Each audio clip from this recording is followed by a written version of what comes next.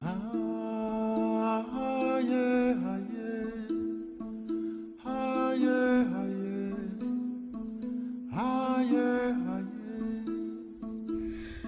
was good to see the Duke and Duchess of Excess, shocked and shaken by the proximity of possibility, which is right up ahead, but due to royal myopia, Charles and Chlamydia can't see shit. Otherwise, the mirror would have clued them to their pretensions a long time ago. It's like the ability to smell out the truth. Once your nose has been tuned to measure everything against the falsehood of your own being, there is no truth. Plebeians and the general sodium chloride of the earth are not immune to this phenomenon, and whole countries like Israel and the US, and all those countries owned by the royal lizard emporium of the Feckless doom, have a perpetually deviated septum that they only wish was caused by cocaine.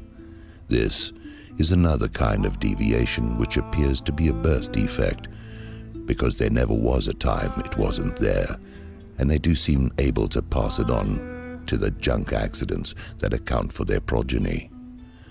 For decades and possibly longer, a small percentage of the privileged and self-styled elite have been plotting the eradication of most of the population and the full-time enslavement of the rest.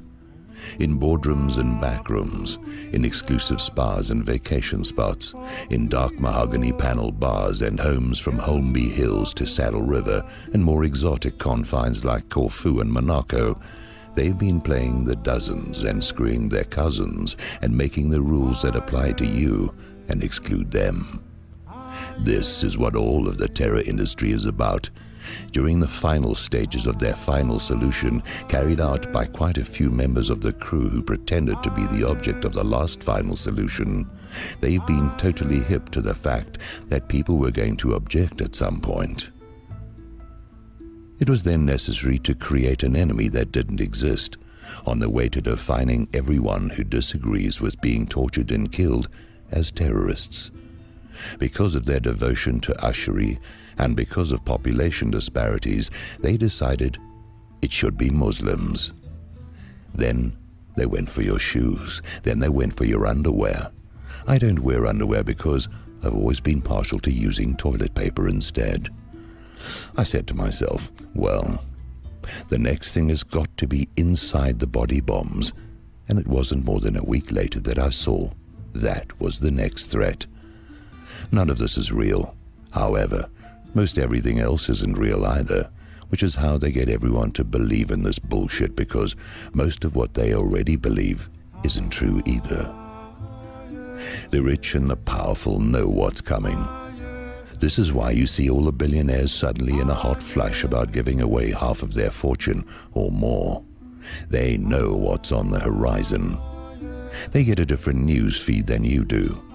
All kinds of wild-ass cosmetic enhancements are being employed to turn a legion of sow's ears into silk purses. You're going to see all kinds of things like this shortly. You think you've heard some lies by now? You ain't heard nothing yet. We're going to see an epidemic of false epiphanies. The road to Damascus is going to be jammed with the faithless finding a workable Jesus. So many rats are going to be jumping ship that it will look like a dirigible. The ship will be singing that R. Kelly song. This is all going on, and you're going to be hearing about it. A good portion of them are building fortresses in Paraguay and other locations, which is part of the reason for all the warmongering in Central and South America. It's not just revolution that is coming. There is a power coming too, and they know about it. Don't think they don't know about it. By the time they're through, not to be confused with when they'll stick a fork in them they're done through, most people will believe that had it not been for the poor and middle class holding them back, the rich and powerful would have already turned the earth into a rotating Garden of Eden for everyone. Many people will be ruminating about whether or not they shouldn't just kill themselves and their families as a gesture to this effect. Anything can be sold on Monday and be traditional truth by the end of the week, and if you don't believe that, then you don't watch much TV. It would be pretty grim for the rest of us if it weren't for what's really coming down the plains. That too has been coming for a while. It's been coming longer than they have been plotting to raise hell on earth.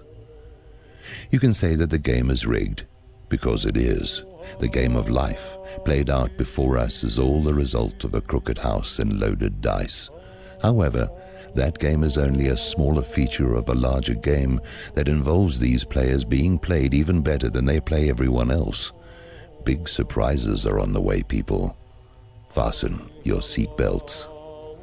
The bad guys and their house police have been working overtime to set the advantage in their favor. They've got a lot more to lose than you, because most of you, by now, don't have much left to lose. I'm not talking about your homes and your savings, your jobs and your dreams. I'm talking about your joie de vivre and all that gone missing ambiance that used to make life worth living. It's no surprise to me that you're trying to escape in any way that you can, just so you don't have to pay attention to the fact that everything that made life worth living has been edited out of the movie. That's why the soundtrack so accurately reflects the emptiness and paucity of your day-to-day. I know you're frightened, but you're nowhere near as frightened as they are. They are terrified and in denial at the same time. Halliburton is talking about giving Nigeria hundreds of millions of dollars to save Dick Cheney. They must have made billions is all I can think. Nothing is going to save Dick Cheney or any of the rest of them. The word is out amongst the savage underclass is going to be looting heaven and payback central shortly, because the ones who are going to tear up the joint also know what's coming. The twisted under and upper classes both know that the time for madness and mayhem is coming up. What is this mysterious power that's got them all hot and bothered, without a name or a face to attach to it? I wouldn't want to speculate. I know what my limited definition is, but that's not going to be any help in terms of understanding or influencing it. The secret is to be influenced, and those so engaged know what I'm talking about. I wouldn't be too concerned about body scanners, concentration camps, and instant world wars. That's just a lot of noise being generated to distract and confuse you. Any of those things are temporary at best, and possibly not operative in the time remaining. We are going to hold witness to a most singular and spectacular series of events that only those out of the loop would attempt to describe. It's going to be something else. It's going to be everything else. I imagine there are any number of readers scratching their heads and wondering what I'm talking about. I'm not the guy to ask. Try to have a little patience and endure a little longer. Find a singularity in your thoughts and try not to analyze and speculate. Whatever got you this far will get you where you have to go. We've all had crises we did not think we would survive and often cannot remember now. We've all been in tight places and can't recall how it is we got out of them and on with what followed. Apprehension for the future is a musical lead sheet. Thank your lucky stars that you are not the Duke and Duchess of Excess or any other crazed opportunists who now feel the reins of power and protection, never mind privilege, slipping from their hands.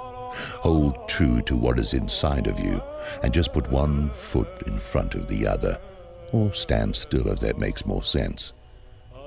You've got what you need if you don't get seduced into thinking you don't. The mouse behind the icebox is safe from the cat. It's fear that makes it want to run for cover somewhere else. End transmission.